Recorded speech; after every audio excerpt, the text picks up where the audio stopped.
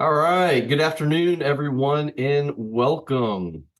Uh, Thank you for joining us for today's webinar, Awareness and Preparedness, a retiree's guide to personal and financial safety.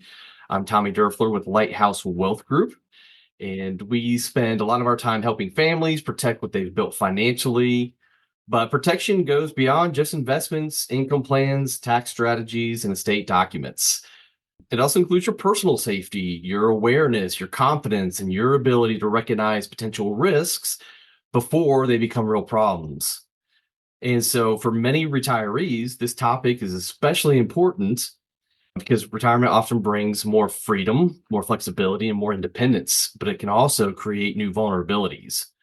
Scams, fraud, and personal safety concerns and financial exploitation, they're real issues. And while none of us want to live in fear, we should also not walk through life with our heads buried in the sand either. And that is not a strategy, and that is just wishful thinking wearing comfortable shoes.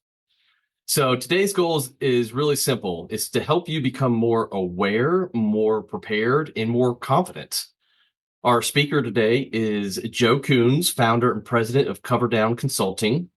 Joe is a former U.S. Navy SEAL with 26 years of operational experience, serving with both East and West Coast SEAL teams during multiple overseas deployments. He is a combat tested instructor with experience in weapons, tactics, self-defense, close quarter combat, and survival. Joe has also served as a national security consultant, conducting active shooter and safety assessments. And today he trains individuals, churches, businesses, sports teams, corporate security teams, and community groups across the country. His work focuses on vigilance, leadership, preparation, and protection, which ties directly into the heart of today's message, which is awareness creates time, time creates options, and options create safety. Joe's philosophy is summed up in one powerful line: you must earn your trident every day. In other words, preparedness is not just a one-time decision. It is a habit, it is a mindset, and it is something we can all get better at. Joe, we're grateful to have you with us today, and I'll turn it over to you. Well, thank you, Tommy, for that kind introduction. And thank you all for being here today. Today, we are going to talk about vigilance, but I want to make something clear right from the beginning. This presentation is not about living afraid. It is not about looking out your window every 5 minutes, interrogating the mailman, or assuming every phone call is part of an international crime ring. Although some of those warranty calls do make you wonder. I've thought about that many times. The goal today is simple. I want to give you practical habits that help you stay aware, confident, and prepared in a world that has changed a lot. Many of us grew up in a time when the handshake meant something, right? People answered the telephone without suspicion. And to me, the biggest scam I worried about was whether the cereal box really had a prize inside. But today, predators and scammers have become more creative, more aggressive, and unfortunately, more convincing. They use phones, emails, they text message, social media, fake emergencies. They use fake authority and sometimes even our own kindness against us. So this class is about learning how to slow things down, ask better questions, verify before we act, and build simple habits that protect our person, our home, our finances, and our peace of mind. And here is the key idea we will come back to throughout the whole presentation. Vigilance is not about living afraid. Vigilance is living awake and aware. So let's begin. Vigilance means living aware, prepared and ready to act when needed. The goal is not to be paranoid. The goal is to pay attention early enough to avoid being surprised. Vigilance is a habit, noticing, slowing down, thinking clearly, and protecting what matters most. Danger, listen, it shows up not always looking like the obvious. Many people expect danger to be loud, dramatic, easy to recognize. Today, danger often shows up quietly, politely, or even professionally. A scammer may sound helpful. A suspicious person may appear friendly. A dangerous situation may begin with confusion, pressure, or urgency. The key lesson here is just because something seems normal at first does not mean it's safe. So, danger often shows up today potentially as a phone call that sounds official. Example of that might be someone claiming to be from your bank, or from the government, police, Medicare, Social Security, the utility company. They may show up as a messenger that feels urgent, like there's a message that they sent you. Act now. Time is running out. Your account is locked. I've seen that many times. Your grandson or granddaughter, in my case, is in trouble. Or they are telling you not to tell anyone, keeping it quiet, secret.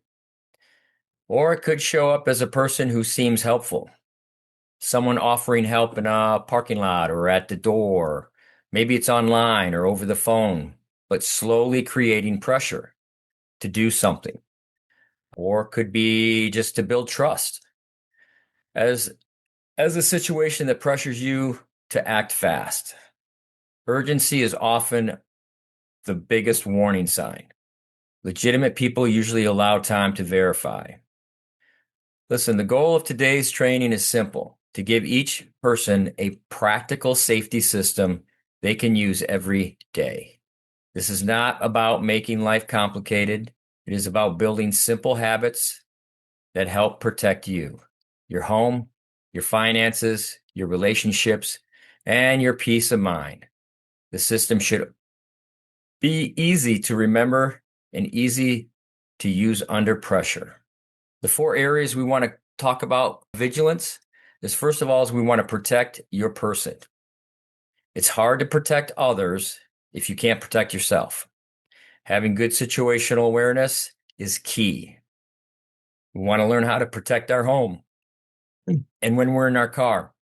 Understanding what makes it a hard target, through locks, doors, lighting, garage doors, vehicle habits, avoiding unnecessary exposure, those type of things. We want to also protect our finances and our digital life from phone scams, text scams, email scams, fake websites, strong passwords. We want to use strong passwords, banking. We want to also protect your identity from identity, theft, all those things. And last, we want to talk about protecting your heart.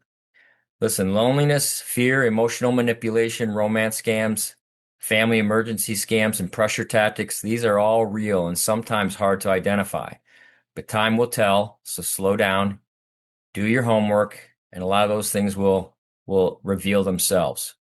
So here's the bluff, the bottom line up front. If someone is rushing you, trying to isolate you, or pressuring you, something is definitely wrong. Bells should be going off in your head. Pressure is one of the clearest warning signs of danger or deception. Scammers and predators do not want you to slow down. They don't want you to think. They don't want you to pray. They don't want you to verify. They don't want you to ask anyone else. You always have time to slow down. Slowing down breaks the predator's momentum. Verification protects you from making decisions based on fear, confusion, or emotion. So again, vigilance is not about being suspicious of everyone. It is about refusing to be rushed, manipulated, or isolated. The best defense is to slow down, verify, and involve a trusted person before making a decision under pressure. All right, let's see. Next slide. All right. Vigilance is a habit you build every day. So true. Vigilance is not something you turn on only during emergencies. It is built through small, consistent decisions made every day. I'm sure you've all heard the old expression, eat the elephant one bite at a time. That's the only way you can do it. If you try to eat that whole thing the next day after this, you're going to get overwhelmed. So just take one step at a time and let's see what that looks like. Simple habits create protection over time just by locking your doors. And we'll talk about this again, but 80% of all home invasions come through unlocked doors. So, but just by removing that opportunity, you've decreased your potential of being a home invasion by 80%. Looking before you get out of your car, not answering suspicious calls, verifying before sending money, asking for help before acting under pressure. The goal is to make safety automatic, not complicated. Small habits practiced daily become a personal safety system. And that's what you got to do. Take one little bite at a time.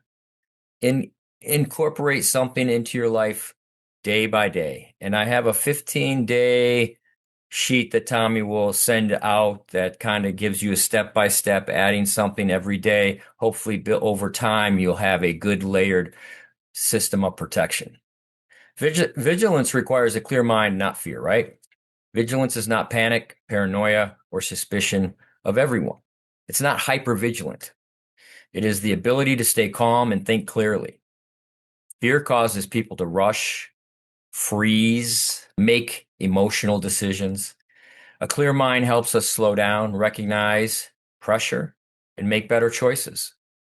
Predators and scammers want people to be emotionally confused, rushed, and embarrassed.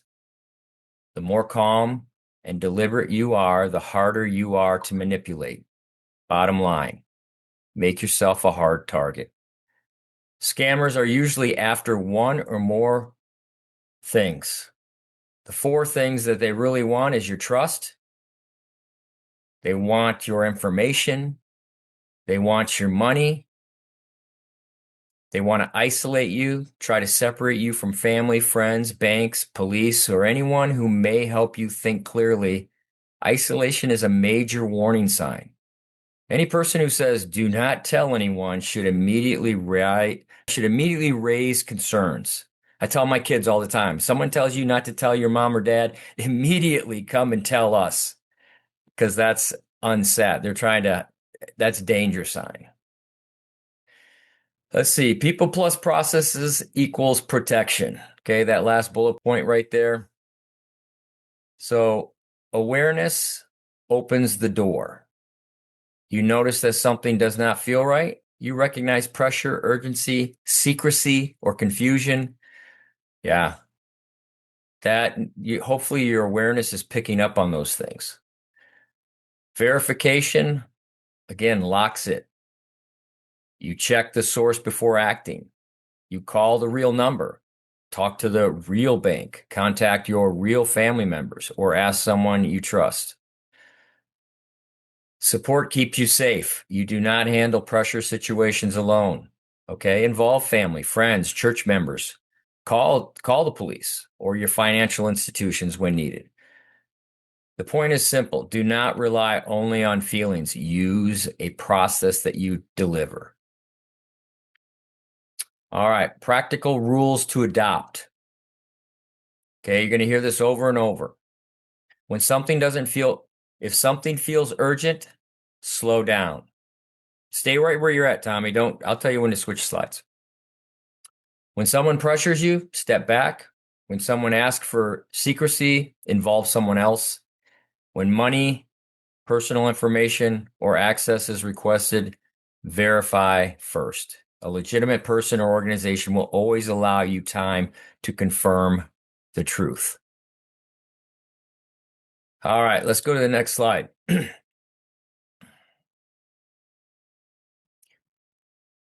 All right.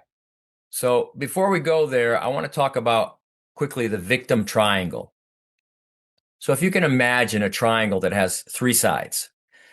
One side is evil desire.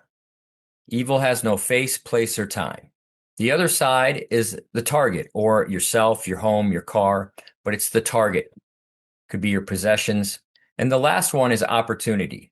The predator sees an opening or a lack of awareness. They see opportunity. If you remove any one of these sides to this triangle, you can't be a victim.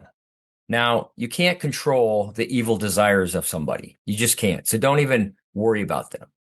Think about, how do I make myself, my house, my car, a harder target, a less desirable target where it's not in his wheelhouse to want to attack. It's too hard. And then we also want to look at, how do we remove the opportunity? Remember, I gave you that statistic about 80% of all home invasions come through unlocked doors. Well, think about that as opportunity. If your doors are unlocked, that's an opportunity to be exploited. You remove that opportunity, you remove yourself from being a victim.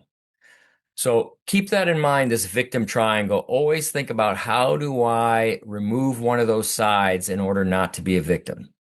So in this next section, we're going to talk about uh, protecting your person, yourself first.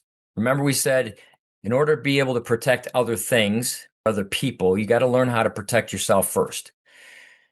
So this section includes the physical, the mental, the emotional, and the spiritual aspect of it. So let's talk about physical for a minute. We just explained the victim triangle. I want to go into something else for a second. I want to talk about a study about physical, our nonverbal cues, or what possibly could make us look like a victim. So Grayson and Stein back in 1981 did a case study. They were two psychologists. It was on body language, nonverbals. This they hypo or they're hypothesized that potential victims were basically signaling their vulnerabilities to attackers through their gestures, postures, and exaggerated movements. Now, in this study, they took video footage of people walking on a New York City street away from them in black and white. They took a myriad of different people. So old, young, male, female, large, small, young, old, every different ethnicity as far as black, white, Latino, you name it. Everything you could think about as far as mixing it up to look at different types of body language. In this, once they did that, they went to a high security prison and sought out 12 inmates that volunteered that were in for murder, rape, and violent assault. And they asked them to watch each video of the person and, in as quick as they could, explain or tell them if they were a victim or a non-victim to them. Within 4 to 7 seconds, each inmate was able to clarify, hey, this would be a victim, this would be a non-victim. I wouldn't choose them. All off body language. So to even make things more interesting, they took all that data. Well, let me back up for a second. They asked them, how do you know? And each inmate were like, I don't. I'm not sure how I know that. I just know. One inmate even went as far as saying, look, when I spotted my victim in the grocery store parking lot and I figured that was my victim, I would follow her into the grocery store and then I would take my grocery cart and I'd bump hers. If she had showed any confrontation, I would stop and I would start all over again. But if she was non-confrontational, she was it. So if she said anything other than, "Oh, I'm sorry, that's, my fault. Are you okay?" I would start all over. If she said something like, "Hey, be careful, watch where you're going. Hey, you need to be careful. There's kids around here. Don't watch where you're going," or whatever. If she was confrontational in any way, he would abort the mission. So it told the two psychologists something very important. So this goes into their findings. So they took all this information, they gave it to two different companies. Now, this is back in 1981. They had two different companies that analyzed body movements or body verbal nonverbals, 21 points on the body, and they tried to look at and see what they had in common. They had in common with the victims and the non-victims. They came back between 78 to 82% in agreement of what made a victim and what was a non-victim. So The basic movements that signaled weakness were these: short, shuffling strides when walking, not swinging their arms in proportion with their stride, exaggerated side to side movement when walking, kind of like a waddle, head facing at the downward angle, so their gaze was down, and they had very bad posture. Basic movements that were avoided were medium to long stride walking, so walking normal, arms swinging in a proportion to their stride, body movement in vertical alignment, which was viewed as a strong and determined walking pattern. Their head was level, their eyes were visible, strong posture when they walked. And so they tried to clarify this. And again, the two biggest ones was gaze and posture. And why do you think this was? Well, first of all, they didn't have cell phones, like I said before, back then. So their head wasn't down because they were looking at their social media. Their head was down most likely because, again, they weren't situationally aware and because they had bad posture, because had low self-esteem, they were insecure, and they weren't confident, non-confrontational. This is good for a predator. So me telling you this is basically saying, don't look like a target. Out in the animal kingdom, if you go on the prairie, the lions look first for the young, the old, the weak, the sick to attack first. Same thing with predators. They don't want to get caught and they don't want to get injured or get into a fight or confrontation. They want it as easy as possible. So I tell you this for a couple reasons, right? Because it's going to lead into our physical aspect. So 90% of attacks happen in transitional spaces. Okay. We talk about physical. Transitional spaces when we're walking from, say, the grocery store to our vehicle, or down a really long hallway, or from the elevator to our car in a parking garage, or whatever that might look like. Those transitional spaces when we're going from one place to another. Those are most vulnerable. 90% of those attacks happen in those transitional spaces. So you want to keep your head on a swivel. You want to look around. This is no time to check your phone or do anything of that nature. Be disciplined about your phone and other things. This is the time to really look at what's going on around you, situational awareness. So park in visible, well-lit areas, right? Have your keys ready before you reach your car. I mean, most cars today, as soon as you touch them, they unlock. So with technology, it helps us to protect us.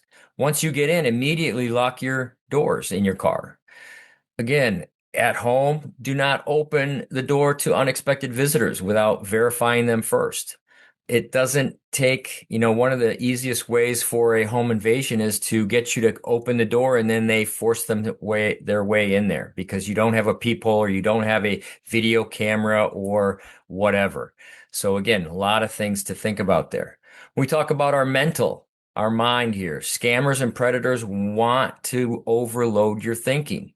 I know as me getting older, sometimes I can't stay focused on something, or I have my short-time memory is gone. I forget what I was thinking about or focused on. Maybe it's just being in the SEALs for so long that I got brain damage. I don't know. But anyways, stay focused. Any messenger that they want to try to create panic, urgency, secrecy, or confusion. This should be treated as suspect, okay? Should raise red flags immediately. Make it a rule. No major decisions in the first moment. Always take your time. Make a rule like, I'm not going to decide that. I'm going to wait 24 hours, no matter what, on major decisions. Or phone a friend, right? Get some good advice from people you trust. Emotionally, loneliness, grief, and embarrassment create openings for manipulation. This is key. They're always going to try to exploit our weaknesses. Embarrassment is a big one. A lot of people don't want to be embarrassed, especially as we get older. We want people to think that we can still do things on our own. We're still capable. So we don't reach out for help or we don't tell somebody what's going on. Widows, widowers, and isolated adults can be especially targeted by romance schemes, fake helpers, fake officials, and confidence schemes. The FBI, the FTC both continue to warn about romance, impersonation, confidence-based fraud or cons, where trust is used to gain access to older adults against them. Okay. So a lot of things out there that you got to be suspicious of. And especially now, if we're isolated, we fall into that arena of our technology, right? Which can be a pro and a con for us. It's very helpful, but it can be very bad also if they can take advantage of it. So spiritually, let's think about, again, fear makes people easy to move. They're going to try to induce some type of fear. Listen, my spiritual uh, walk or my spiritual side is one of my most important ones. Okay.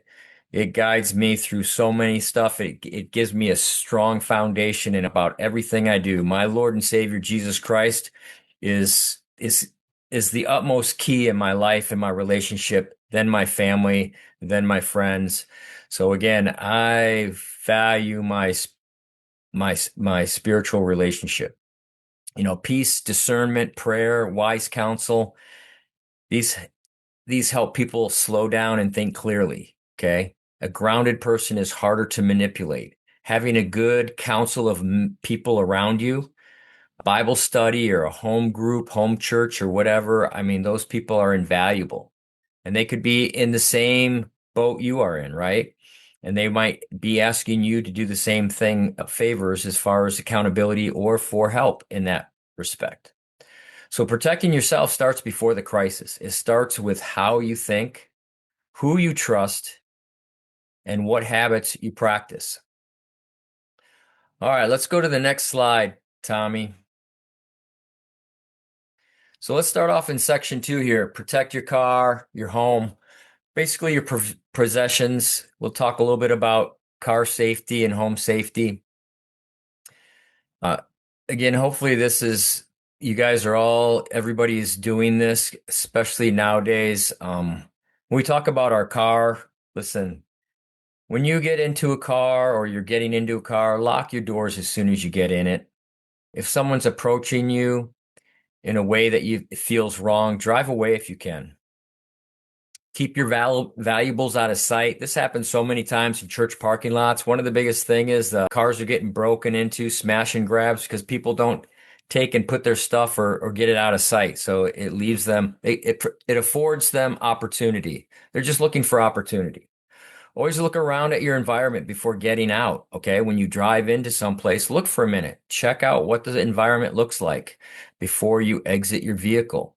Okay. Gas stations, parking lots, when loading your groceries or whatever it might be, or just take a moment and be cautious before you get out of your vehicle. Is it safe?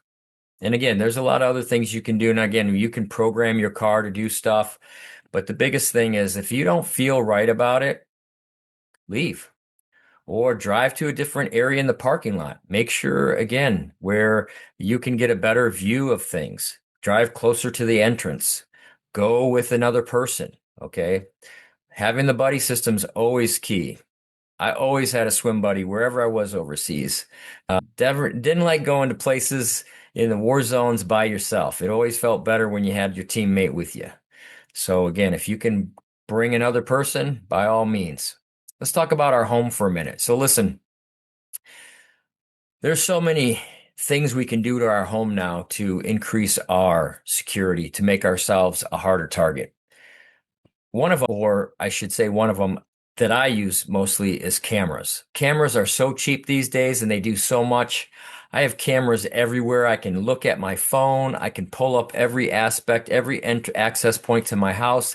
It warns me because it has motion sensors. It has lighting. I can even talk through it. So even with my doorbell, someone's there. I'm not home, but they think I'm home because I can talk through my doorbell. I can see what's going on. I can record this for documentation later if there is a crime. So I have all this at my disposal, at my fingertips, which is awesome. So if you don't invest in that, you're crazy these days. They have, smart locks, everything. They have smart garage door openers, all these things that, invest a little bit of money into, and it makes a world of difference. Okay.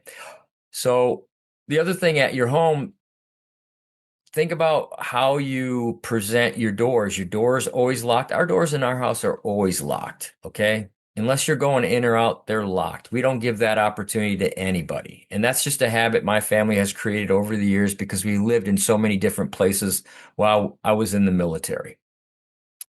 Listen, the other thing is do not trust uniforms, badges, caller ID, or logos by themselves. I used to test security quite a bit, do site assessments. I used to put on a nice shirt with some type of tag on, carry a clipboard, look very professional, and people would they would always let me gain access, and they would usually tell me anything I wanted to know. So again, be investigative, ask questions. Let me see your ID. What are you doing here? What's this? I mean, dive deep, peel the onion. Okay. A lot of these phonies, they'll only have 1 or 2 layer thick and then their cover will fall apart. Okay. Verify the repairman, utility workers, right? Delivery issues. I mean, call if you have to, get the number, or if they have a badge, or call directly, look it up and ask them, especially if don't have a appointment. Use exterior lighting all the time. Listen, lighting, evil hates the light, right? So use lighting when you can. Motion sensors have lighting. You can get all kinds of this technology and it's very cheap.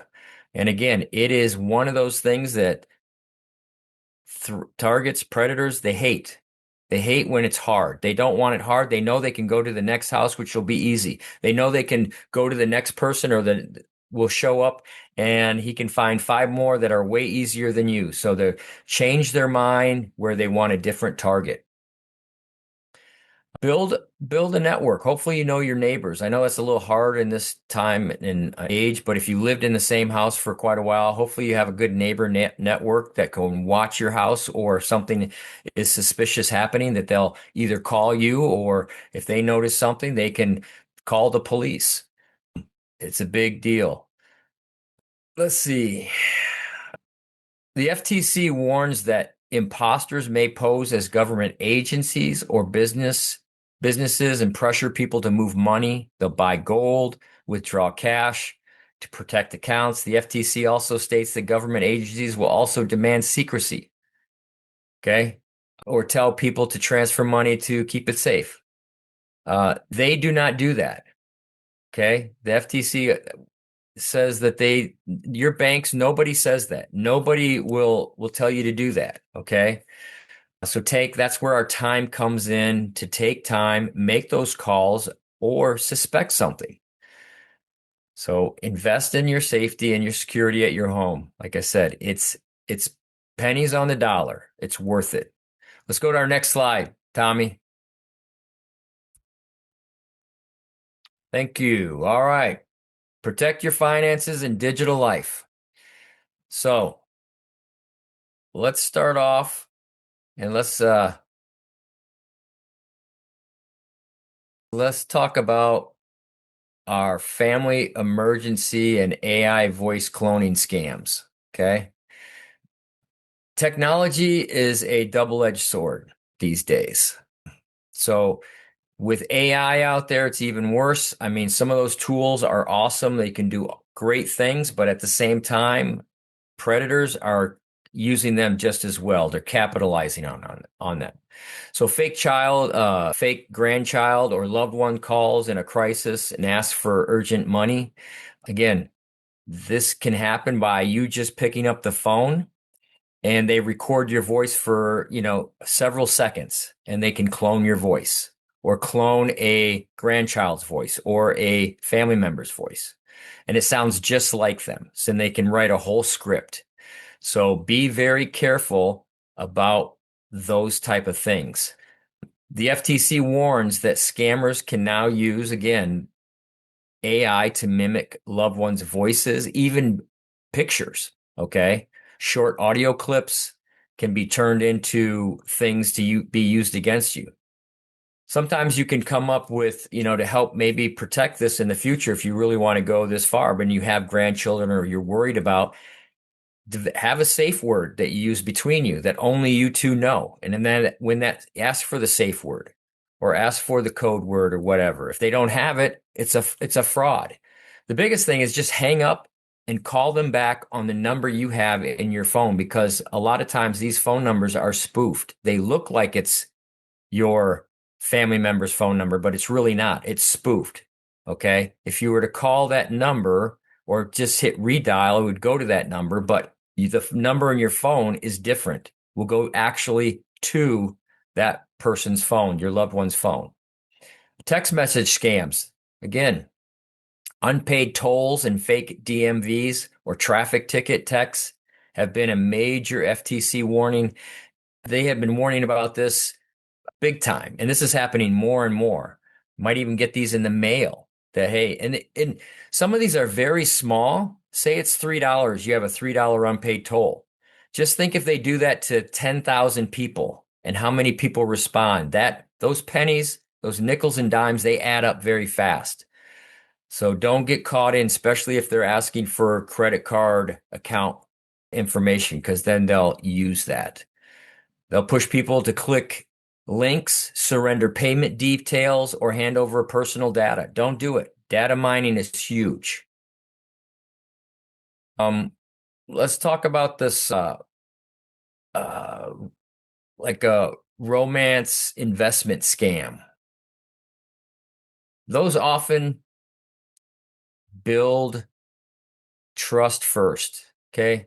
They will talk to you on the phone. They'll call you. They'll try to set up and build some rapport.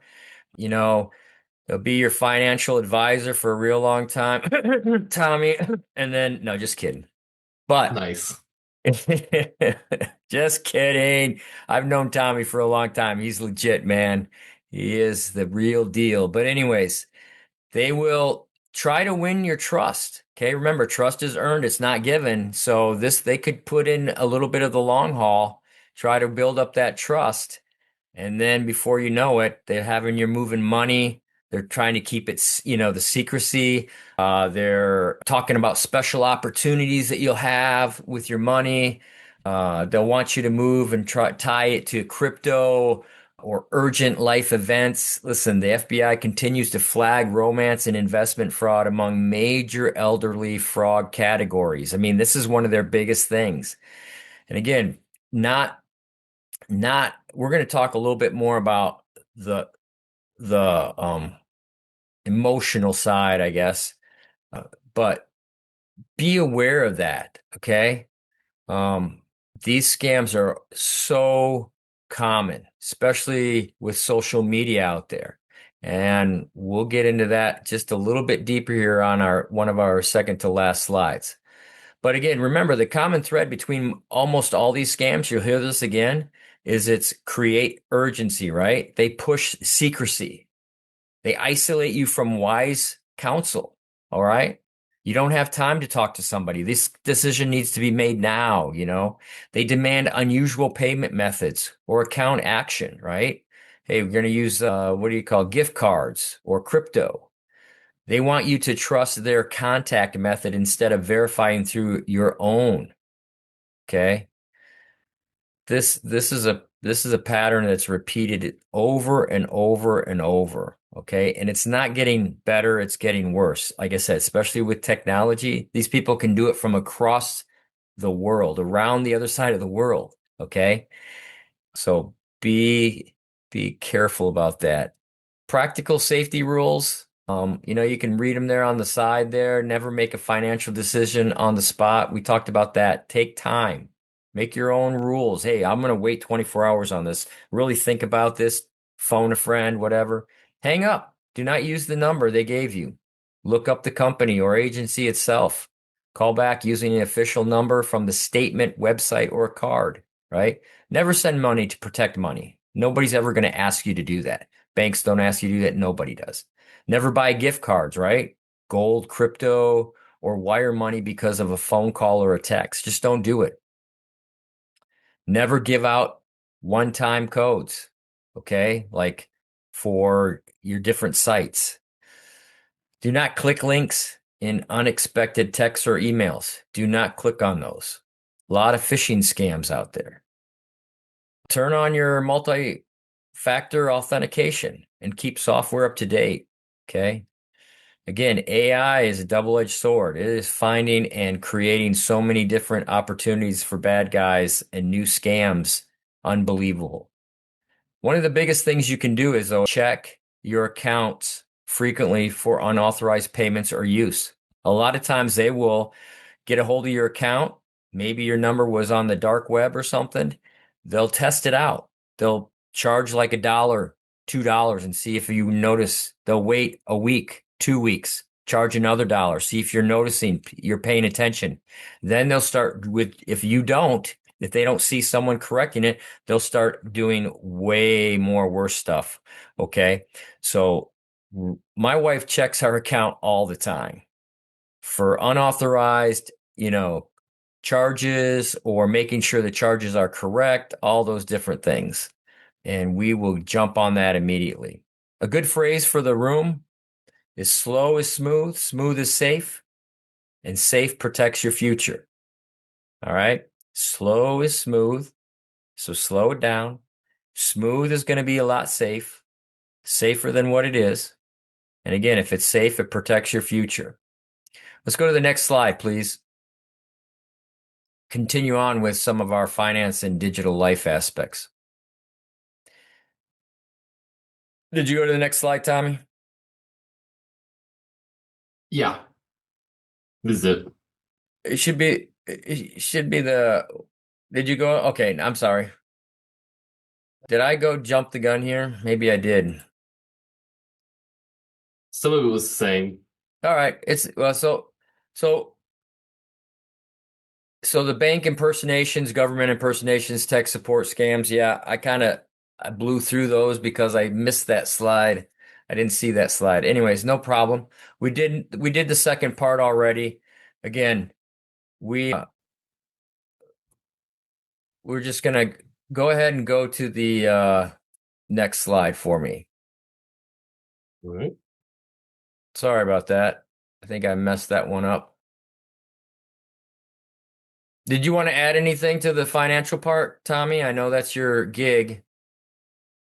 Yeah, I think, just to let everybody here know that, we use Raymond James and Fidelity, and they have controls of their own that really helps protect that. And so it was really fascinating to see how much these custodians are spending, knowing that this is a big target, right? People's accounts and investment accounts are very much big targets for people. And there's a lot of protection going in from these different custodians to be able to make sure that they're looking at this at all times. In fact, I'll get a message from one of these custodians that says, "Hey, there's been quite a few withdrawals from so and so's account. We just want to verify that that is correct." And so every time, I verify and look and said, "Yes, I have notes on this." But having that level of protection is really great, because obviously the financial institutions are a big target for this. So true, so true. Like I said, if you they're gonna take the opportunity that they see presents itself, and they are clever. These people out there are professionals. And this is a big one. So if we go to our next one, our section 4 here, protect your heart. This is huge. Okay. And people do not only need fraud prevention, but they need relationship protection. Okay. Our biggest points here is isolation increases vulnerability. Okay. Grief can cloud judgment. Shame keeps people silent after a scam attempt.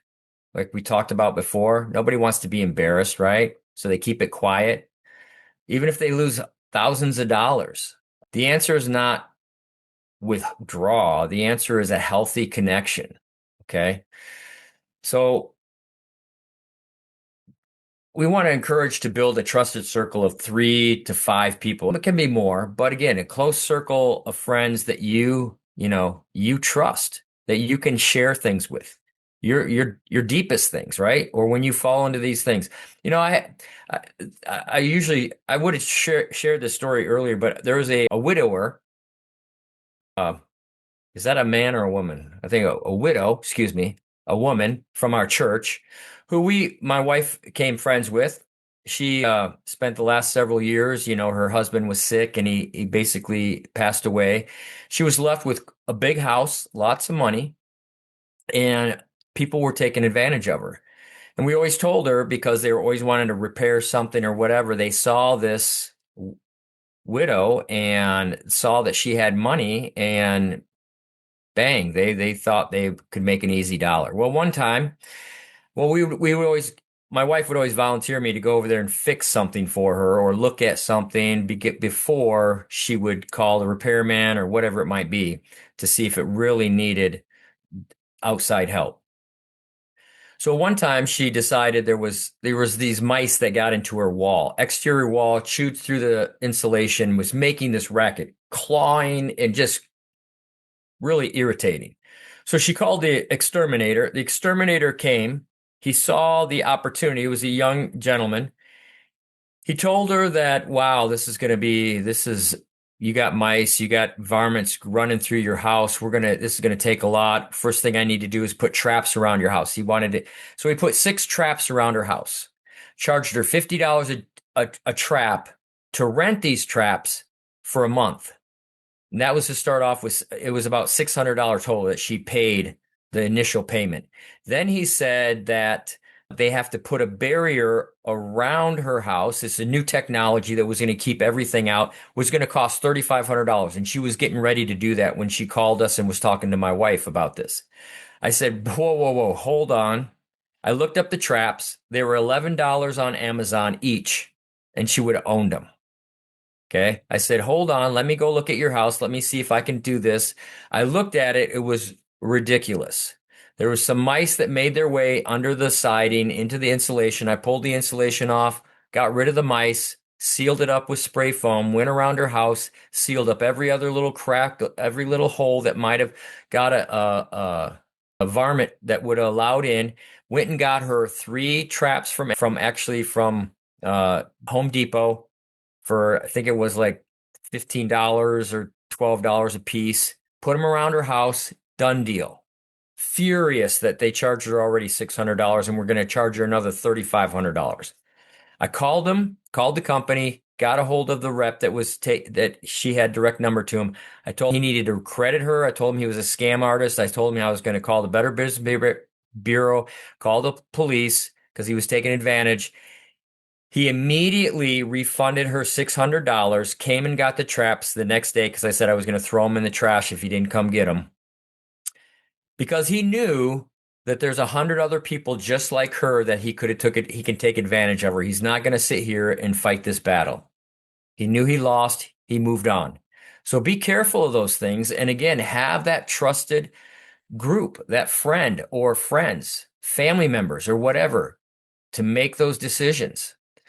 Stay active in your church or Bible study, have small groups, because I guarantee you some of them are going through the same things, or maybe have stories that they can share that will give you some knowledge about what's going on.